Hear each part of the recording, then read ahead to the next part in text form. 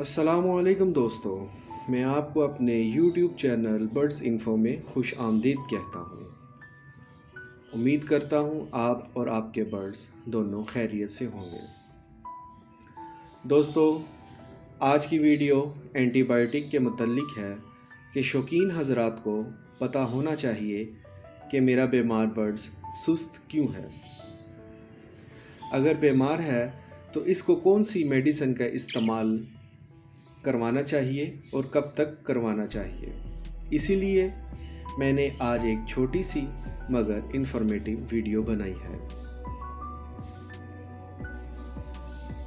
Friends, cage में मौजूद ये एक बजीज का पेयर है जिसकी फीमेल को सर्दी लग गई है। आप देख सकते हैं कि इसकी दुम सांस लेने की वजह से ऊपर नीचे हो रही है, सांस खींच खींच के ले रही है। अगर फ्रेंड्स इसका इलाज अभी से शुरू ना किया गया तो बुखार के साथ सांस की नाली में इन्फेक्शन बढ़ सकता है, जिसकी वजह से ये जान से भी जा सकती है। तो दोस्तों, इस बीमारी के इलाज के लिए मैं आपको एक एंटीबायोटिक बताना चाहता हूँ जो कि मैं काफ़ी अरसे से इस्तेमाल कर रहा हूँ, जिसका नाम ऑक्सीटेट्रासाइक्लिन है और ये एक कैप्सूल की शक्ल में मौजूद है। अगर इसके फ़ायदे पर बात करें तो टेट्रासाइक्लिन एक मजबूत एंटीबायोटिक है। टेट्रासाइक्लिन के इस्तेमाल से अगर आपके बर्ड्स बीमार हैं, मसलन सांस की नाली में रेशा, बुखार, पर फुला के बैठे रहना, दुम का ऊपर नीचे तेज़ तेज़ हिलना, सांस लेने में दुश्वारी, बल्कि अगर बर्ड्स की ड्रॉपिंग में अगर पानी भी आ रहा है तो ऑक्सीटेट्रासाइक्लिन के इस्तेमाल से परिंदा मुकम्मल सेहतमंद हो जाता है।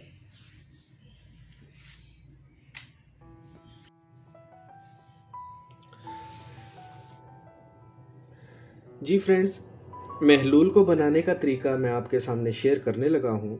एक कैप्सूल, जो कि एक कैप्सूल 250 मिलीग्राम इसका वेट है। इसको 250 ml पानी में हल करना है, इस्तेमाल करवाना है। इसका इस्तेमाल जो है 3 से 5 दिन आपने इसको इस्तेमाल करवाना है, ठीक है। अगर बीमारी की अलामात बरकरार रहें तो आप इसका इस्तेमाल 7 दिन तक भी करवा सकते हैं। तो इस डी पॉट में 250 मिलीलीटर पानी आ जाता है। इसको अच्छी तरह आपने मिक्स कर लें ताकि इसके अज्जा पाउडर जो है वो मुकम्मल तौर पर पानी में हल हो जाए। जब भी आपने अपने बर्ड्स को पानी ऑफ़र करना है तो कम से कम 3 से 4 घंटे के लिए आपने अपने बर्ड्स को प्यासा रखें ताकि बर्ड्स ये महलूल आसानी से पी लें। 24 घंटे के बाद आपने ये महलूल जो है लाजमी तब्दील करना है। और जब भी आपने अपने बर्ड्स को पानी पिलाना है उससे पहले अपने बर्ड्स को पानी वाले पॉट को अच्छी तरह धो लें। जी फ्रेंड्स, पानी जो है वो मुकम्मल तैयार है बर्ड्स को पिलाने के लिए। याद रहे दोस्तों, दवाई वाला महलूल रोज़ाना तब्दील करें और रोज़ाना नया बनाएं। जहाँ तक मुमकिन हो सके रात को दवाई मिला महलूल निकाल दें और सुबह नीम गर्म पानी में दोबारा इस्तेमाल करवाएं। एंटीबायोटिक के इस्तेमाल के बाद कोई सी भी अच्छी कंपनी के मल्टीविटामिन्स का इस्तेमाल ज़रूर कराएं ताकि बर्ड्स में बीमारी की वजह से होने वाली कमज़ोरी दूर हो सके।